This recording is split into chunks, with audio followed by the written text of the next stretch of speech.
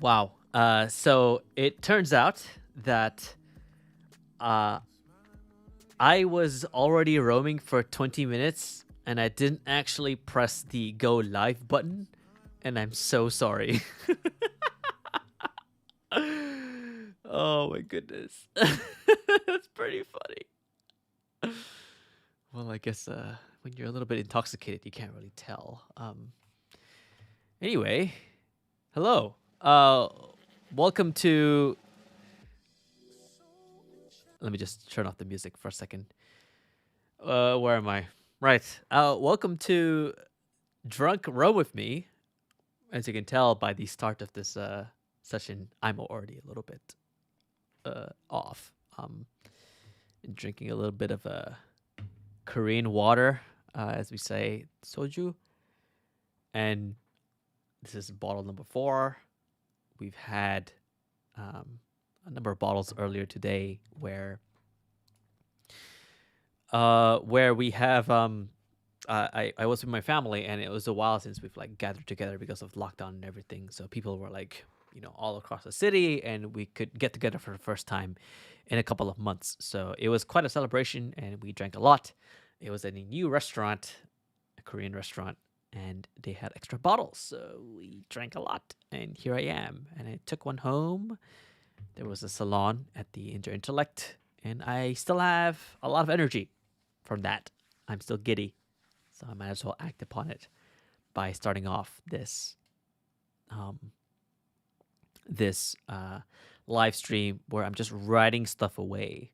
So let me do a little catch up because it turns out I've been talking to myself without actually streaming because I didn't actually go live on YouTube on what I was talking about. So let's start off with there because I now I feel like an idiot for for just talking to myself for the past 20 minutes. I'm such an idiot. Anyway, I would like to like formally blame uh, the alcohol in my veins. But let's just start off with what I actually covered in for this live stream. Okay. So I finished an intellect salon about the book The Prophet by Khalil Gibran. We focused on 3 chapters that were on buying and selling, crime and punishment, and law. Some of the parts that we uncovered involved the relationship between the hierarchy of power between a lot of entities within human history and their influence on the notion of crime and punishment. Who decides what is considered? Who decides punishments and who decides what is considered a crime? Things like if a little child steals candy from a candy store, to what extent is the punishment of their crime versus a murder or something like that. And then the general notion of law, where we were trying to see what the layers of law represent in terms of within planet Earth. We have Mother Nature, and Mother Nature has its own phenomenons, and then within that we have civilization, and then civilization has its own social constructs, and one of those is law. So some of the things that we talked about in terms of hierarchy of power, who with power defines these things like law, crime, punishment, these narratives, societal constraints. It's not like we can start arresting tigers for killing their prey, and it's not like we're going to arrest cats for eating mice or killing mice. When we start to figure that out, zooming in from a meta level, I was wondering about the social constructs of frameworks and perspectives. When I have an observation of something, I try to understand it from, like, the standard way would be from first principles, etc. But the thing is, those first principles also come from assumptions that work well in society. Things like what is right and what is wrong, what is obviously common sense, like obviously you shouldn't kill a person, otherwise you'd go to jail, or something like that. And when you make these observations, you think, okay, within the realm and domain of these acceptances, what frameworks and perspectives would be valid? Which means that every framework and perspective must default to the laws by which said observation is acceptable or unacceptable. And the rest of the my room is lagging, and the rest of the salon went from there.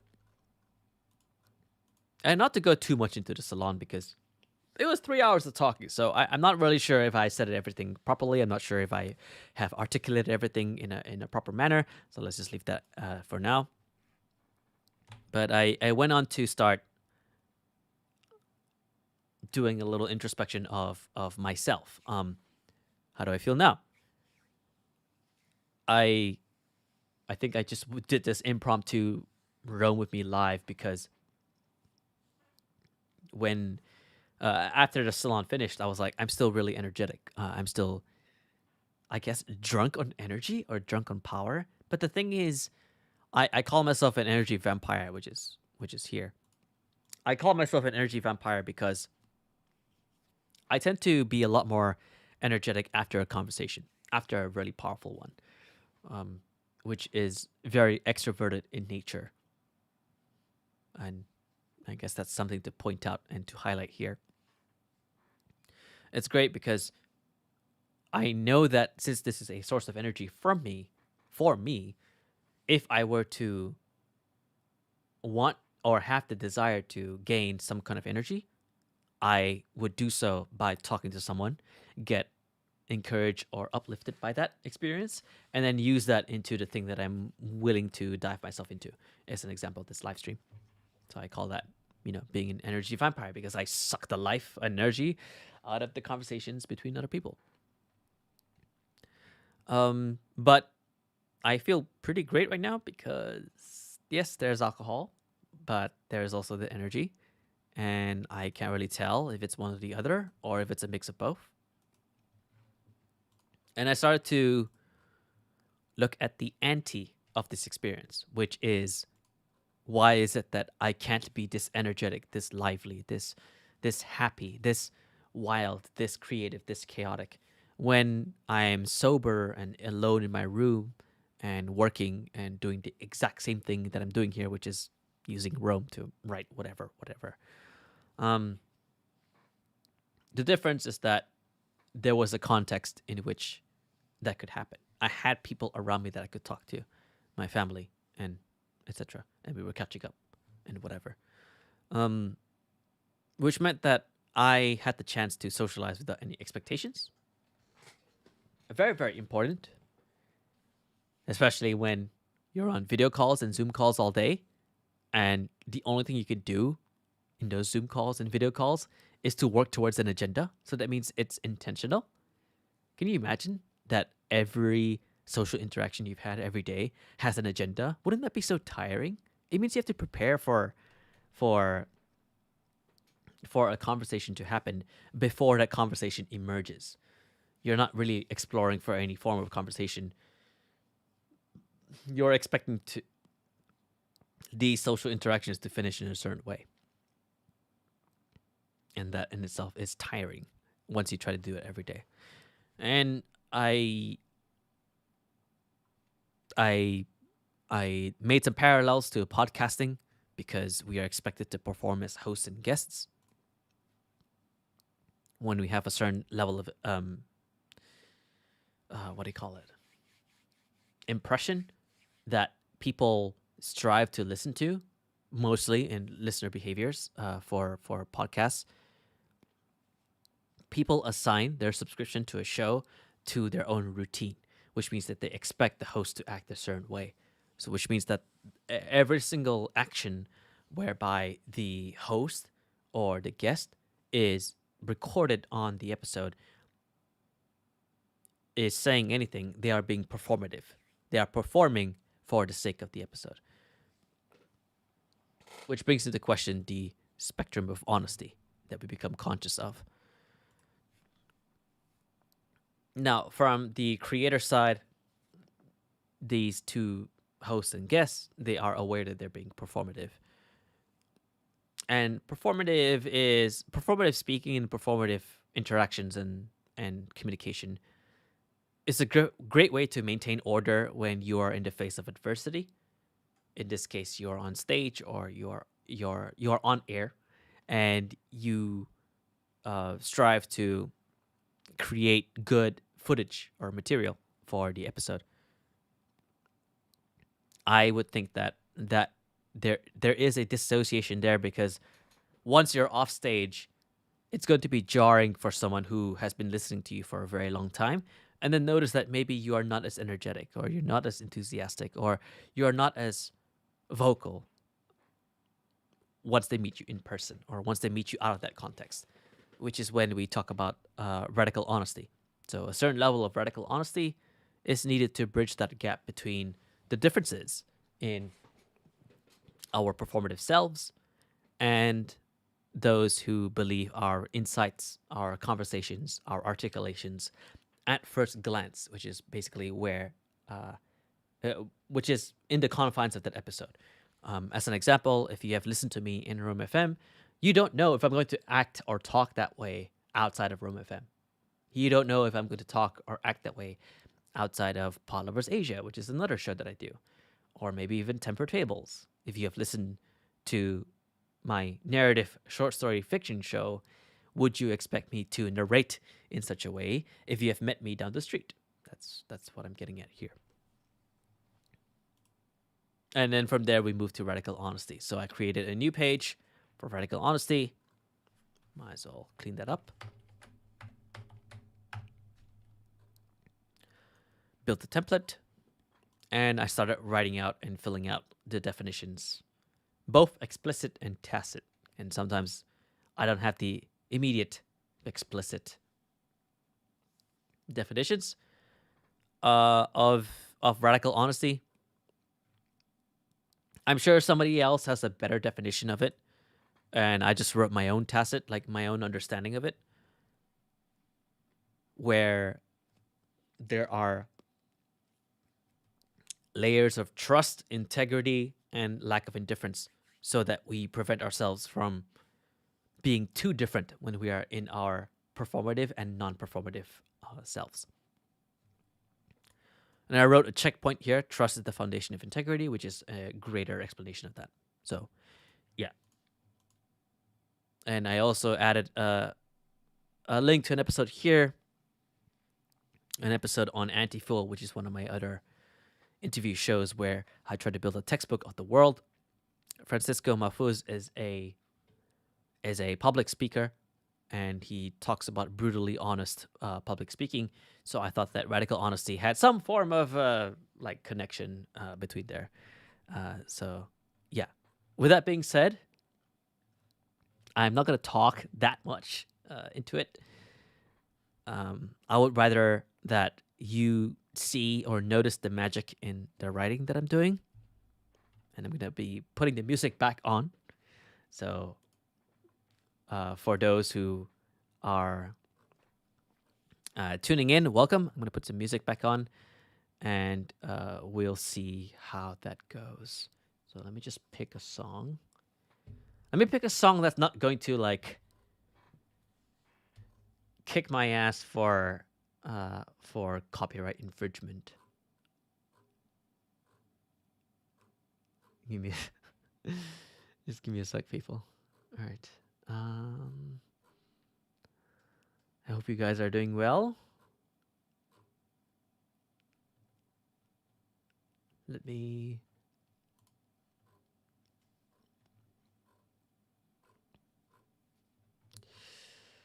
da, da, da, da, da, da.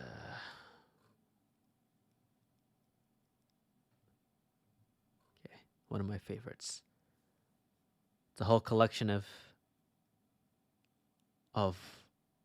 songs just to hype me up. Okay.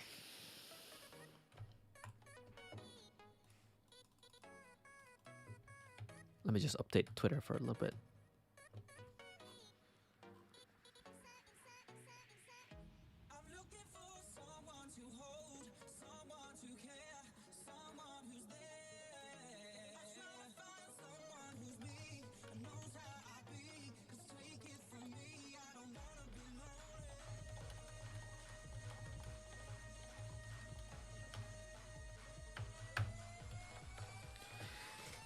Okay, let's start.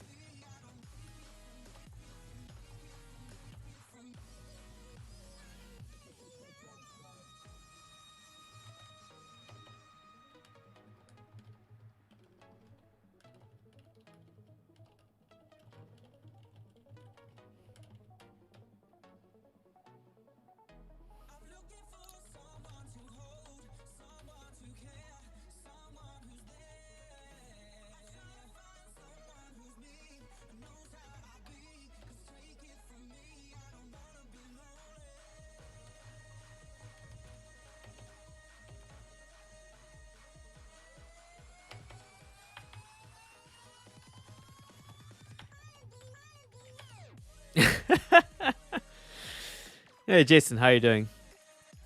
Um, I don't know if I should play bad because if David Ghetto finds my live stream, I'm going to be wrecked.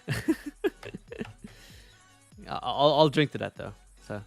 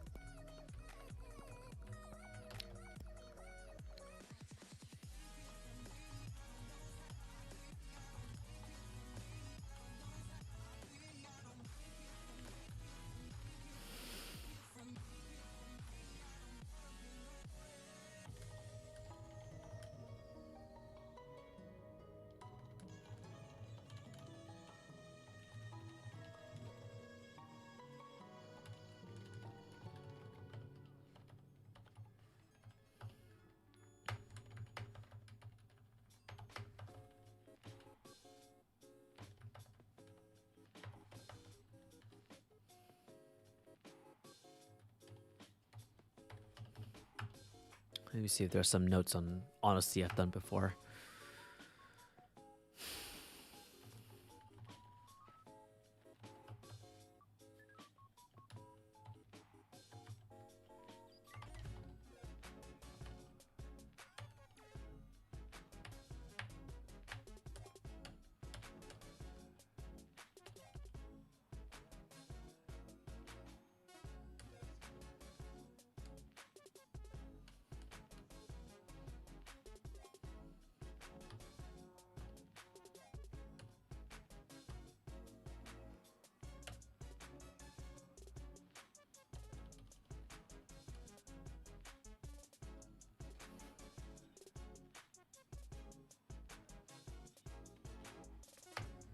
I don't have any.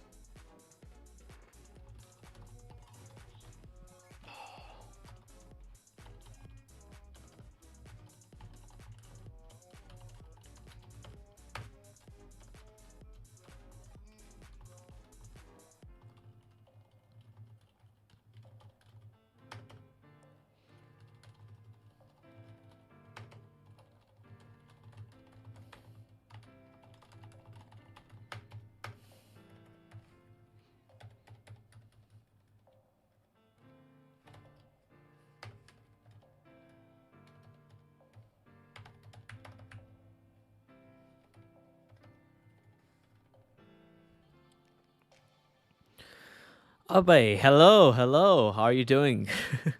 I can't tell what emoji. Oh, are you dabbing? There's a dab emoji? I didn't know about that. Holy shit.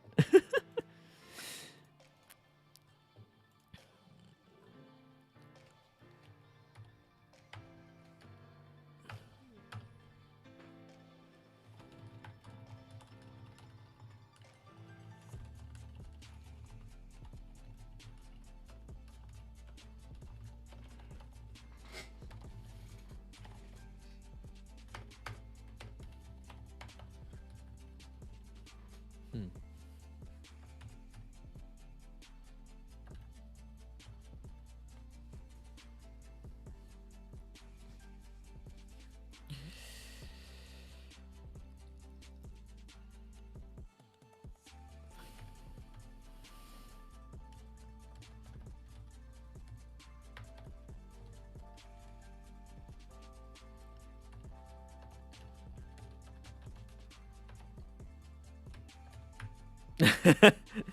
Yeah, I'm an Advent user of Rome 42, so I'm always jump naving everywhere, and I've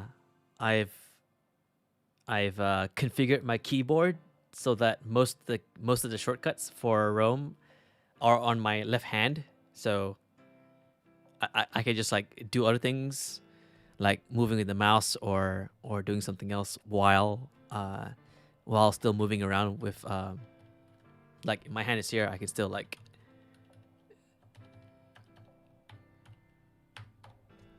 I can still move around with that. So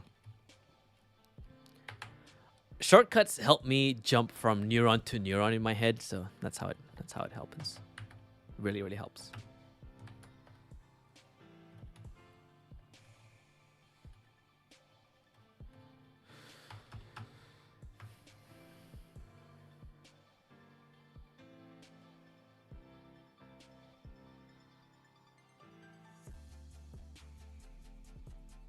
I don't know why I'm just like suddenly quite bored of this page. Hmm.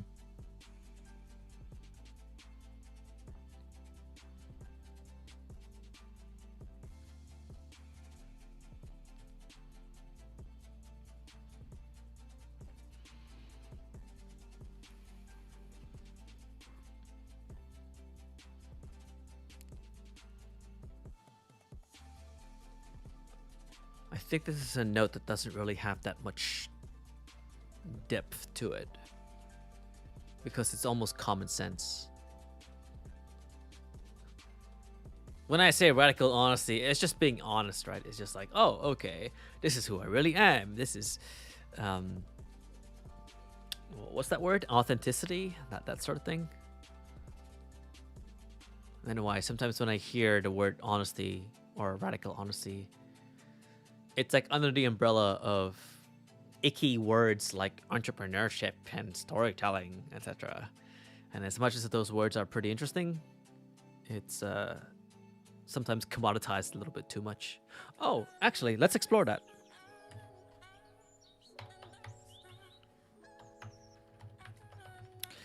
Okay, okay. I have something to work on.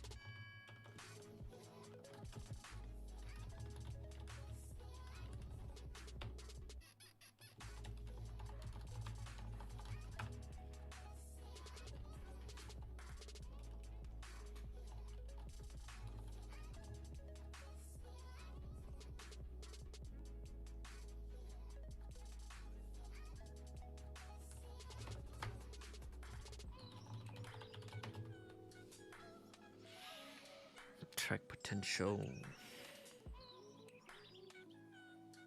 what's the word for it? Stereotypes? Bay Area? Actually, no. Let me do this. We'll fill up. Maybe the example words of this would trigger a response. Ninja, wizard, entrepreneur,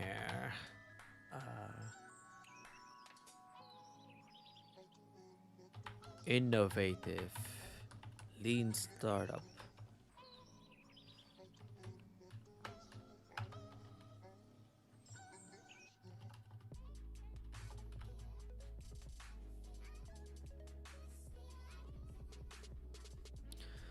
As much as it.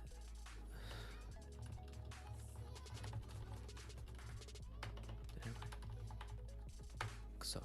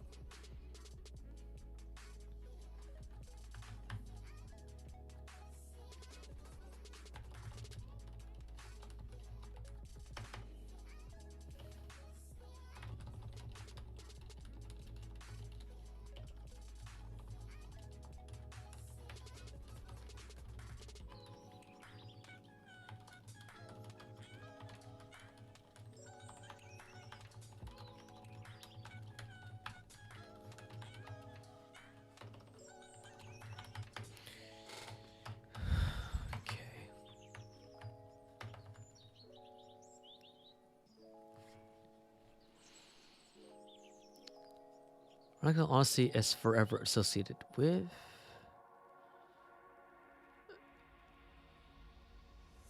radical candor. Oh, interesting. Okay, I have not heard of radical candor. Let me get back to that now.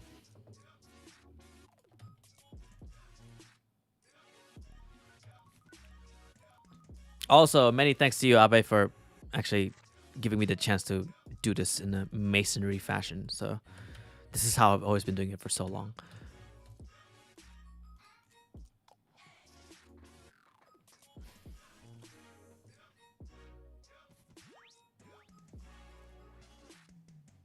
Let me just read your comment for a bit. What does this serve? What's the upside here?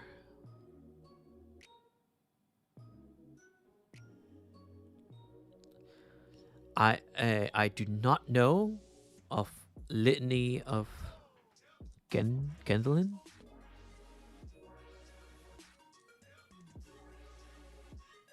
Three gates. Okay. How about this?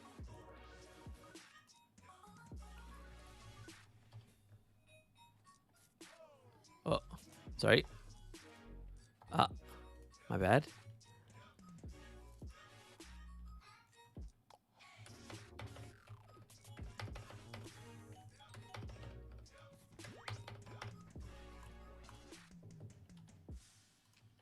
Sorry about that. I was parsing the text from the live stream into into drafts, and then I can just clean up a bit. So, Abe, I'm putting your comments in my roam graph just to further look at it.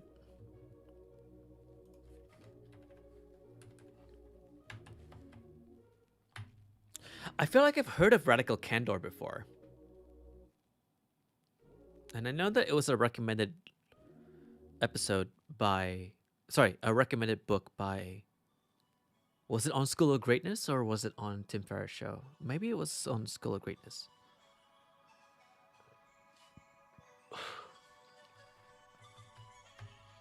But how about this? I will tag this because I'll probably have to look at it later on.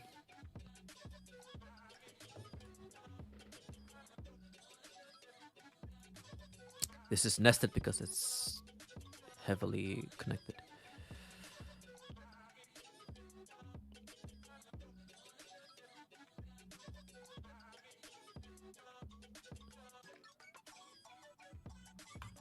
Yeah, the thing is, right? Okay. Ah, okay, there we go.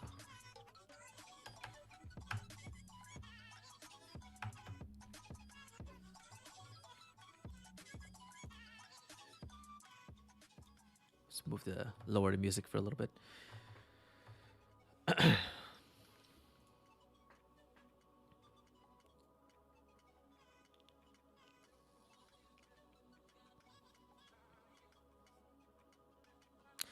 What does this serve? A majority of that, a majority of the answer to this question is stem from the self, though. So I can give a very selfish answer, and then justify it as radical candor. At least from how I'm seeing this question, right? Because you have like, or am I wrong here? Okay, wait. Let me reread this again, just in case I'm getting it wrong.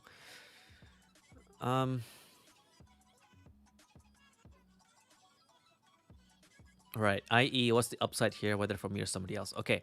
So if there's an element of service for somebody else, is it honesty and candor justified? Is it like that?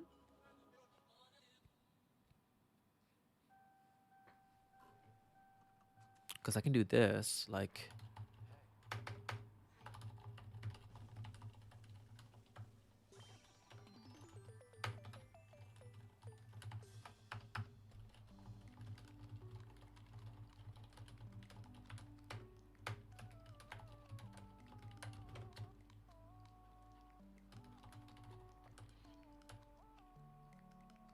I put impact capital.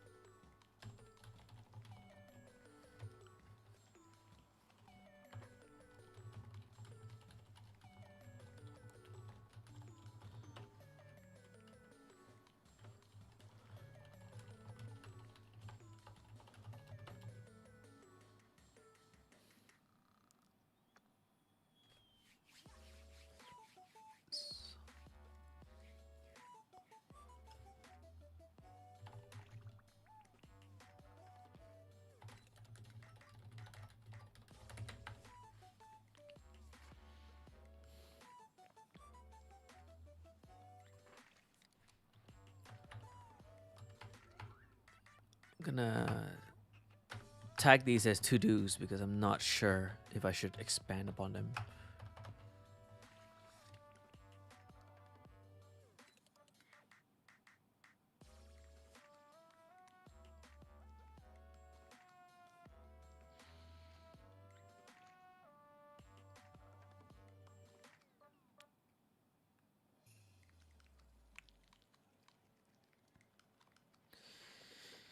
Okay.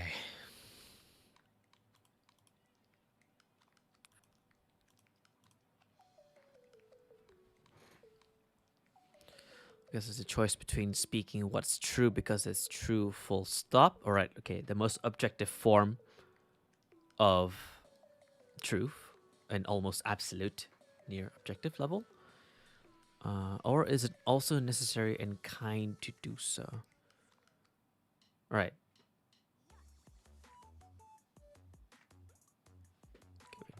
Let me just change music for a second because my own music is distracting me. um,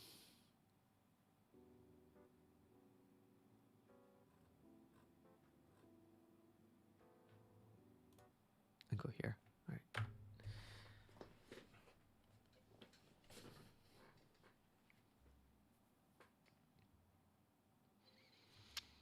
What's true because it's true, or is it also necessary and kind to do so? Ruinous empathy. Oh my goodness. Okay. It's a type of empathy? Ruinous. Ruinous. I get it though. because we have to start defining uh, service, greater good, kindness.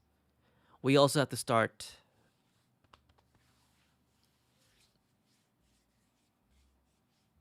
like we'd have to define it anyway, because the question is, what does this serve? There's no like shortcut around it. I'd have to address this to answer this. I can't just like, okay, like if we start off from like the very top, I can't just have radical honesty and just be like, oh yeah, I'm radically honest because I feel like it. No, no, no. It has to be the mission, or the purpose has to be so compelling that the level of empathy needed, or at least altruistic attributes needed to maintain that compelling strength, must be justified. So,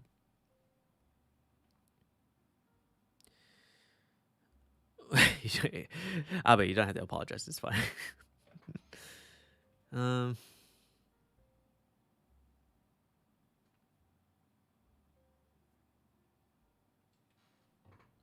okay.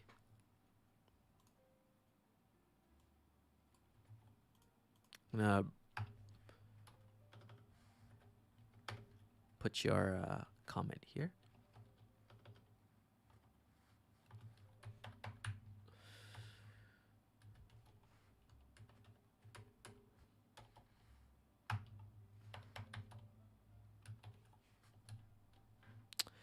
Ruinous empathy.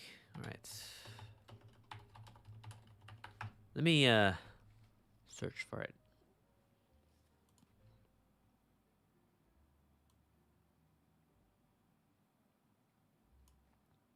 Oh, it's under a website called radicalcandor.com. Okay.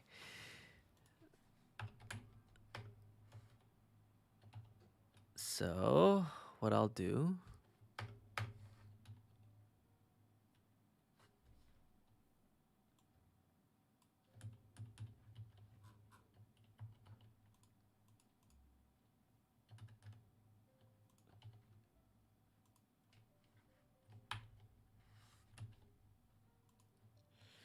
it's already Sunday for me. Oh my goodness. Is it past midnight? Oh shit. Okay. Ah, well, doesn't matter. Righto. Back to this. So, we are deeply nested in, oh my goodness. What is up with my formatting? Guys, please. Please behave. Pages. Pages, my man. Okay. From. No, sorry. So. I thought I copied the text.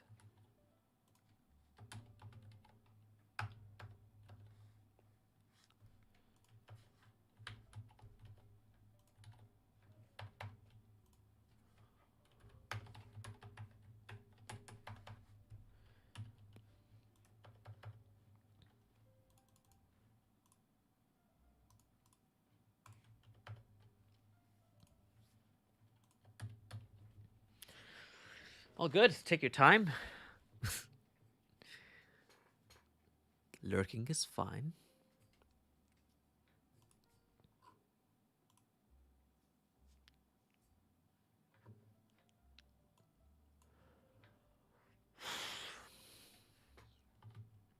I don't think I'll be up for any longer anyway. It's been an hour. Pretty sure I can't finish this bottle. I'm getting quite tired.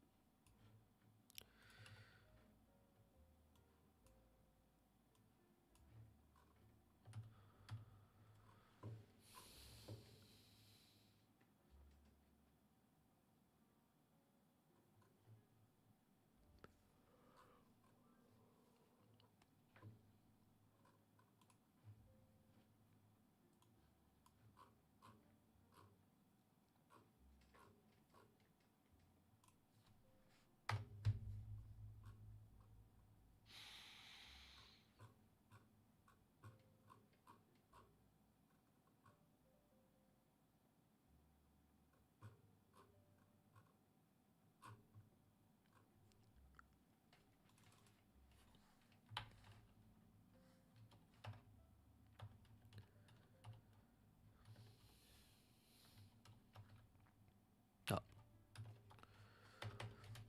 Adding italics just to differentiate between which text is mine and which text is Abe's. So I just had to put it there, but don't think it matters anyway. I can tell which one is mine and which one isn't mine. So this is what I get for being very intimate with my room graph.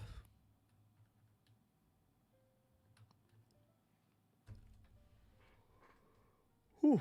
Oh, I'm yawning. I don't think I should take any longer.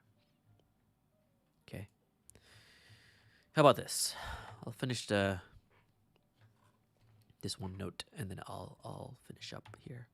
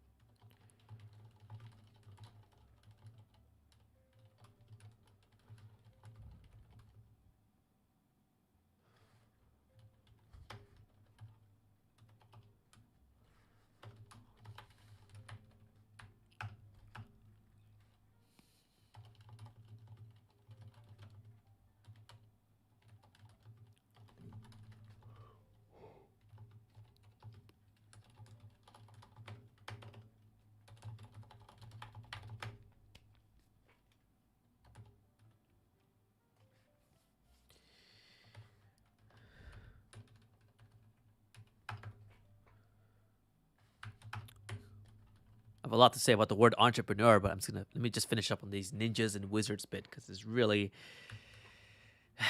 still a bit nonsensical for me.